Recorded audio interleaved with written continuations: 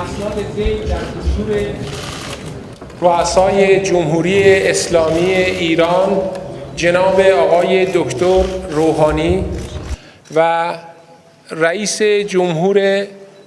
جمهوری اسلامی افغانستان جناب آقای دکتر اشرف غنی به شرح ذیل امضا می‌گردد.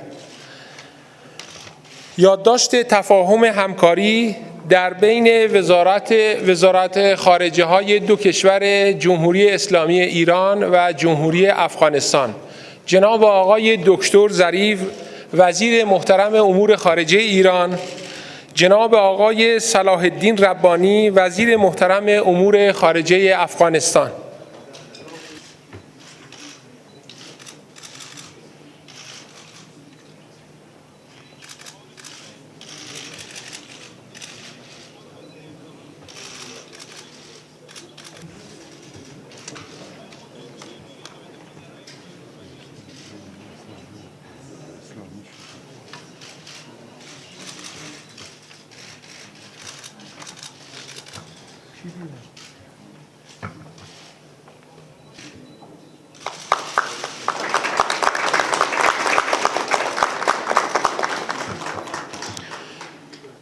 سند همکاری بین وزارت علوم، تحقیقات و فناوری جمهوری اسلامی ایران و وزارت تحصیلات عالیه جمهوری اسلامی افغانستان، جناب آقای دکتر ظریف وزیر محترم امور خارجه، جناب آقای صلاح الدین ربانی وزیر محترم امور خارجه افغانستان.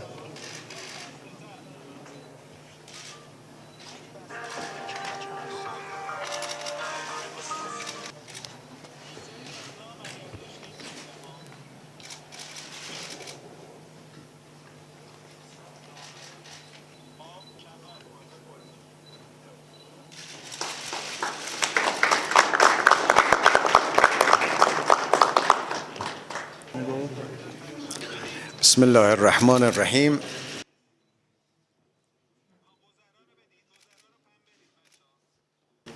به جناب آقای دکتر اشرف غنی رئیس جمهور محترم کشور دوست و برادرمون افغانستان و هیئت همراهشون خوش آمد عرض میکنم.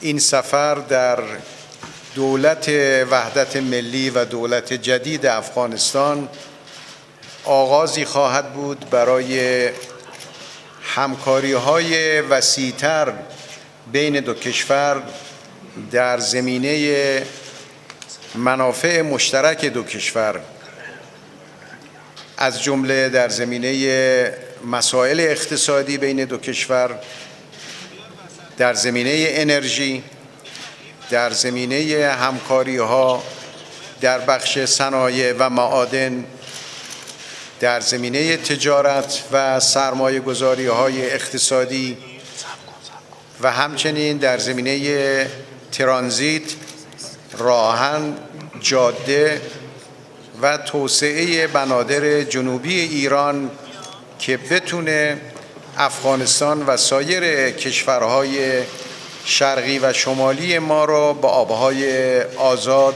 متصل بکنه. همچنین در مذاکرات خصوصی دو رئیس جمهور و مذاکرات عمومی ما تأکید شد بر مسئله حل و فصل مهاجرین افغانی در ایران که قرار شد همه افرادی که در این کشور حضور دارند به دقت ثبت نام بشن و دو دولت بتونن ترتیبی رو مشخص بکنن که افرادی که میخوان در ایران حضور پیدا بکنن، چه برای فعالیت اقتصادی و کاری، چه برای تحصیل و مسائل علمی، در چارچوب ویزا و در چارچوب قانونی این تردد انجام بگیره. در زمینه مسئله مواد مخدر که یک معضلی امروز برای منطقه هست، برای ایران، برای خود افغانستان برای کشورهای دیگر هست.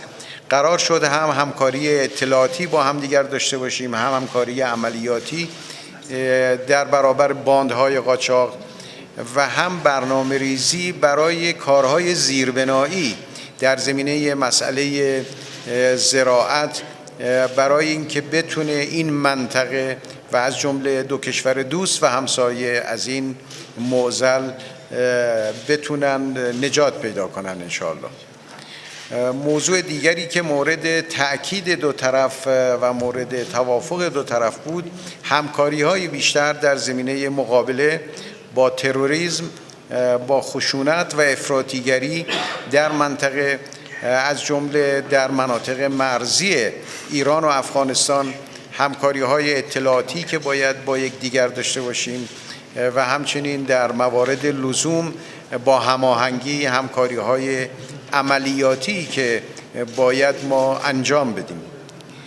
ما البته در زمینه کل امنیت منطقه هم مذاکراتی با هم داشتیم که باید دو کشور یاری کنیم کشورهای دیگر منطقه را، چون معضلاتی که امروز در منطقه وجود داره اختصاص به یک کشور نداره و به تدریج کل منطقه رو داره فرا میگیره و دامنگیر همه میشه و نیاز داریم به کمک یکدیگر برای حل و فصل مسائل منطقه. از جمله ما امیدواریم برخی از مسائلی که در منطقه به سمت جنگ و راه حل نظامی کشیده شده، همه کشورهای منطقه تلاش کنند راه حل صلح‌آمیز و راه حل سیاسی رو برگزینند و از جمله در یمن که مردم یمن بتونند صلح و آرامش رو ببینند، حملات نظامی به کشور یمن قطع بشه و مردم یمن بتونن خودشون پای میز مذاکره مسائلشون رو حل و فصل بکنن. اراده سیاسی در دو دولت امروز برای همکاری‌های اقتصادی، امنیتی، علمی و فرهنگی وجود داره و در این سفر در تهران وزرای مربوطه در این زمینه با هم مذاکره خواهند کرد و ما ادامه میدیم این مسائل رو تا حل و فصل نهایی.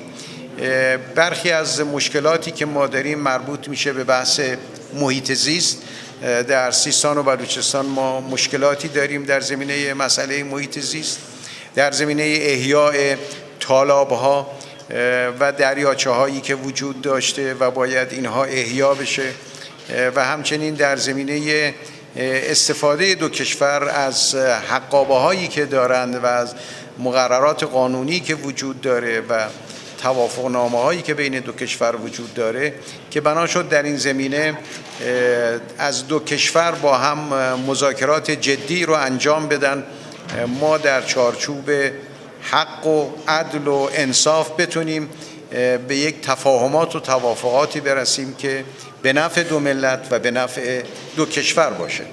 همچنین برخی از فعالیت‌های چند جانبه است که باید بین ایران و افغانستان و هندوستان، بین ایران و افغانستان و چین، بین ایران و افغانستان، تاجیکستان، بین ایران و افغانستان و ترکمنستان و همچنین بین ایران و افغانستان و کل کشورهای ساحلی دریای خزر و منطقه قفقاز و آسیای میانه باید انجام بگیره که کلیت این مسائل مطرح شد و انشاءالله در هر زمینه‌ای با تماس‌های سه جانبه یا چهار جانبه یا چند جانبه ما مسائل رو دنبال می‌کنیم که انشاءالله آثار اون به نفع دو ملت و به نفع کل منطقه خواهد بود. بسم الله الرحمن الرحیم.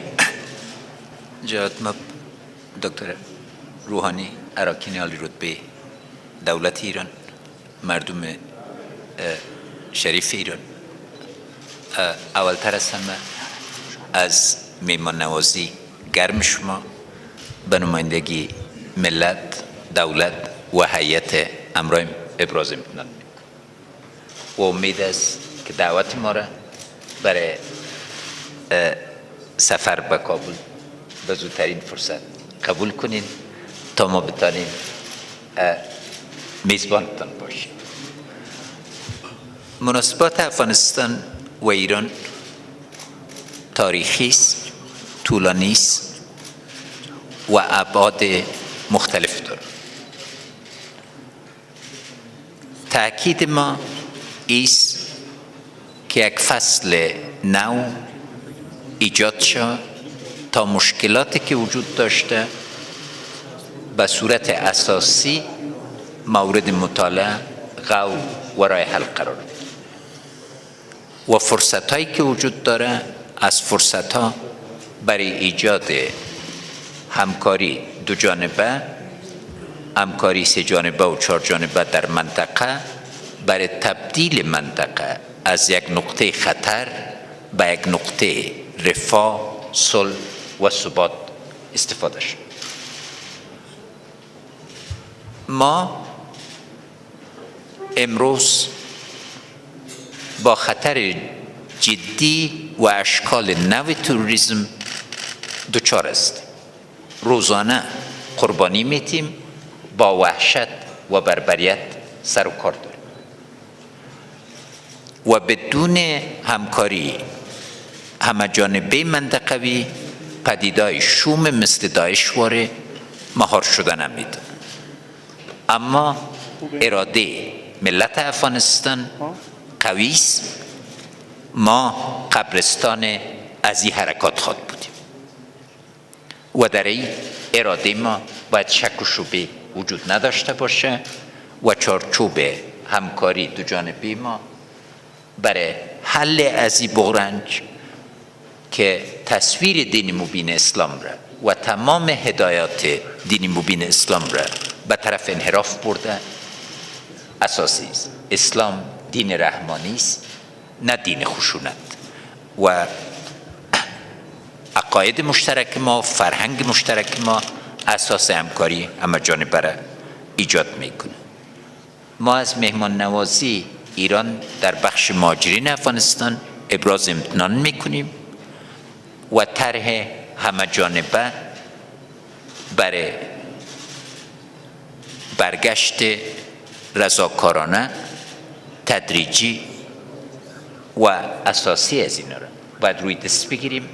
در عین حال قدم که موافقه شد که تمام مهاجرین ما ثبت شوند، قدم است که دولت افغانستان امرای تمام همسایه را انجام میده و بلخی صاحب وزیر مهاجرین ما این نقطه را تعقیب خود کرده.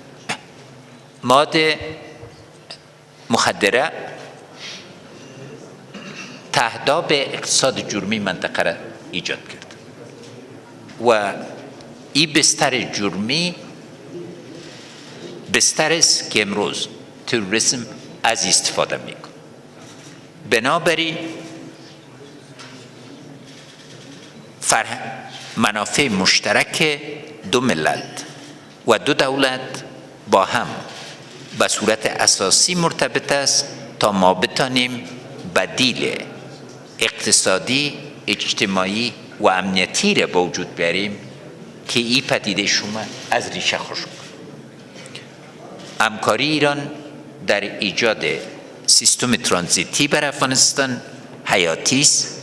بازار ایران یک بازار بسیار بزرگ است که اقتصاد بدیل اساس گذاشته میتونه و در این بخش فیصله مایی شد که به زودی کمیسیون مشترک اقتصادی تحت رهبری اکلیل حکیمی وزیر مالی ما جناب اکلیل حکیمی یک هیئت بزرگ رهبری خواهد کرد تا مشکلات به صورت اساسی مورد غور قرار بگیره. اما از مشکلات که زیادتر فرصت است که باید ایجاد شد.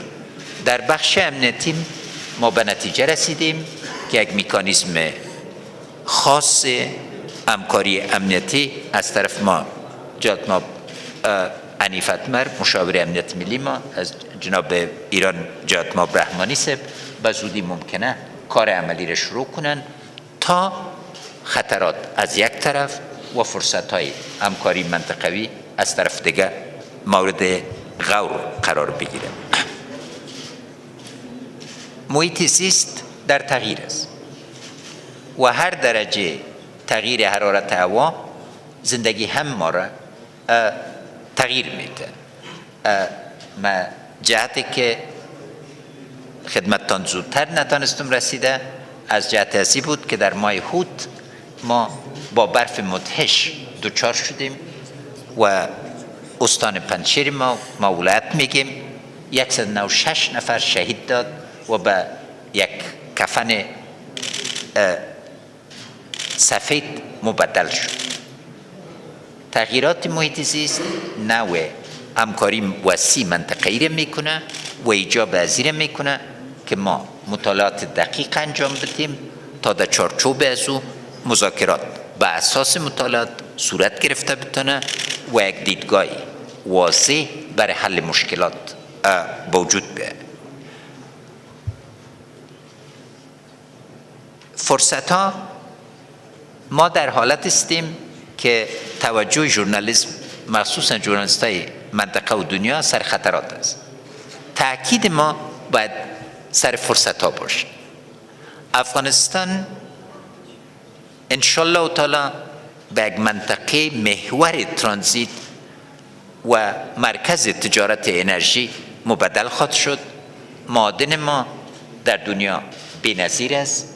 آب و زمین ما به نهایت مفید است و از همه کده مهمتر ما یک مردم داریم که اراده کامل بر ثبات، رفاه و همکاری منطقوی دارند. ما بازم میخوام از جناب شما و از پذیراییتان ابراز امتنان کنم. کار ما ایست که اراده سیاسی را به اقدامات عملی، زمانی و مکانی مبدل بسازیم تا فضای اعتماد سازی بر ازی که از طرح به عمل برویم روز به روز زیادتر شود و ایجاب پذیر میکنه که مسائل عمده طبقه بندی شود و در چارچوب محدودهای زمانی به صورت تدریجی اما اساسی مورد توجه و حل قرار بگیره و امید است چیزی را که ما بر جانشینای خود اما به حیث دو دولت دوامدار منطقه که 5000 سال هر کدام ما زیادتر هم ارتباط داشتیم هم دوام داشتیم بگذاریم یک تهداب محکم و دوامدار و پایدار همکاری باشه. تشکر. یه سوال مشترک داشتم و اون اینی که همکاری‌های ایران و افغانستان در خصوص مبارزه با تروریست در منطقه و همچنین مبارزه با قاچاق مواد مخدر چگونه خواهد بود، به خصوص اینکه ما دیروز شاهد یک حمله تروریستی بودیم در افغانستان که منجر به کشته و زخمی شدن بیش از 140 نفر از مردم افغانستان شده. یکی از مباحثی که ما هم در جلسه خصوصی اون رو دنبال کردیم و هم در جلسه عمومی بحث امنیت و بحث مبارزه با مواد مخدر بود. مشکل مواد مخدر این است که تولید اون سال به سال افزایش پیدا کرده در سالهای اخیر. ما همه باید تلاش کنیم در قدم اول این رو کنترل بکنیم، مهار بکنیم، کاهش بدیم و بعد کلاً مسئله مواد مخدر در منطقه به حل و فصل نهایی برسیم. برای این کار دو نوع اقدام نیازه. یک نوع اقدام اطلاعاتی امنیتی هست که از لحاظ اطلاعاتی دو کشور با هم در تماس نزدیکتر باشن. از لحاظ اقدامات امنیتی دو کشور بتونن هماهنگی‌های لازم برای عملیات داشته باشن یا در برخی از موارد حتی عملیات مشترک داشته باشن. این یه بخش کاره. بخش دیگر این که ما بتونیم با مسئله مواد مخدر و تولید اون به طور ریشه‌ای باش مقابله بکنیم و اون کشت جایگزین هست که در افغانستان باید انجام بگیره. در این زمینه وزارت جهاد کشاورزی ما هر کمکی لازم باشه انجام خواهد داد.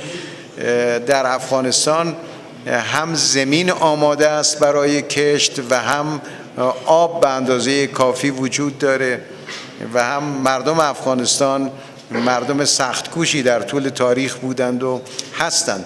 بنابراین همه زمینه‌ها وجود داره برای یک کشت پربرکت برای مردم افغانستان، برای مردم منطقه و ما هم انشاءالله مسیر ترانزیت اون رو آماده می‌کنیم با همکاری دو کشور تا محصولات افغانستان و همچنین محصولات معدنی افغانستان بتونه به کشورهای هدف صادر بشه و در این زمینه یک اقدامات وسیع در واقع، ولو اینکه این اقدامات بلند مدت است و سریع جواب نمیده، اما قدم به قدم ان شاءالله پیش خواهیم رفت.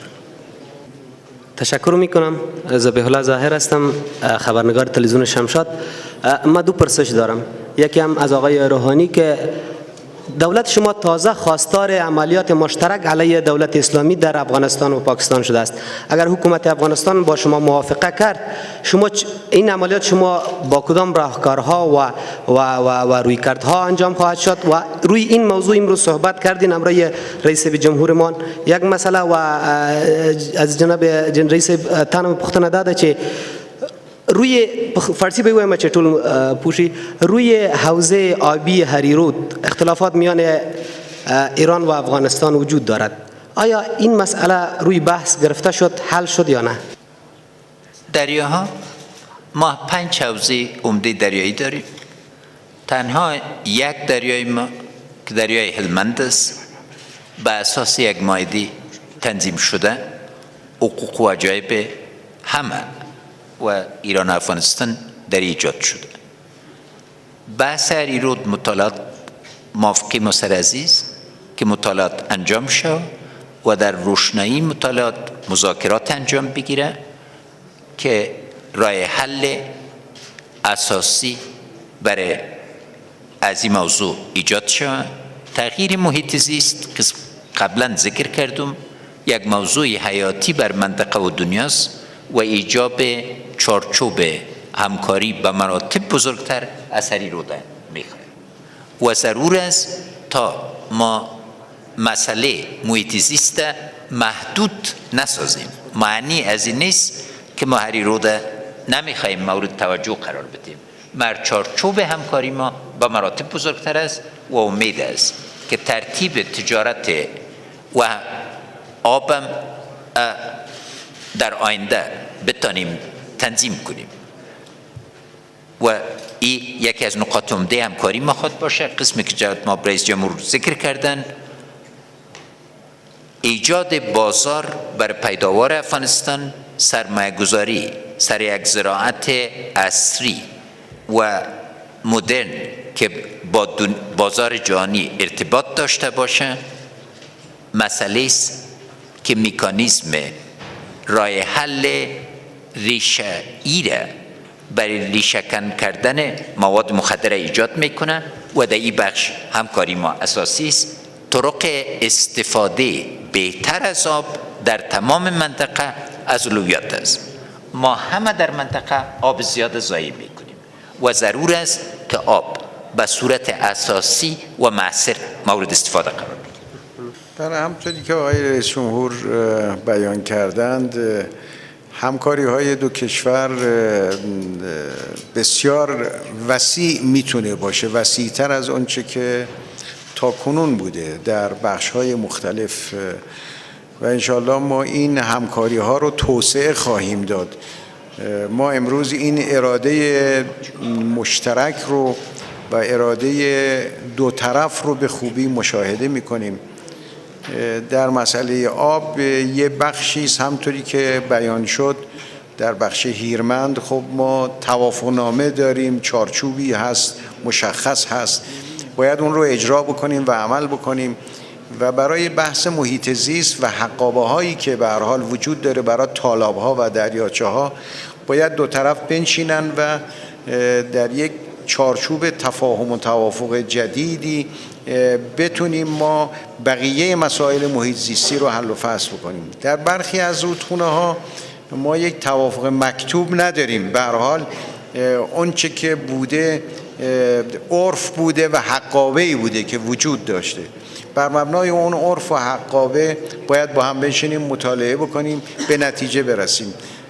من فکر نمی کنم دو ملت بزرگ ایران و افغانستان و دو دولت بزرگ در این منطقه نتونند مسائل خودشون رو حل و فصل بکنن و هریرود بتونه مانعی باشه برای توسعه روابط ما.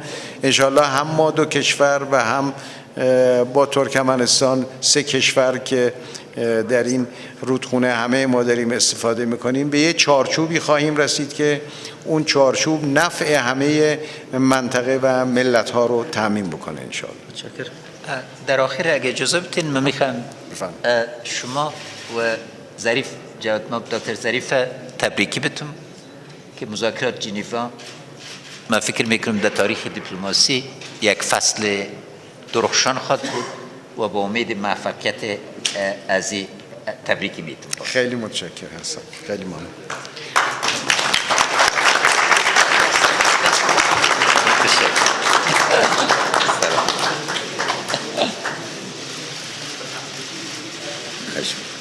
تشکر.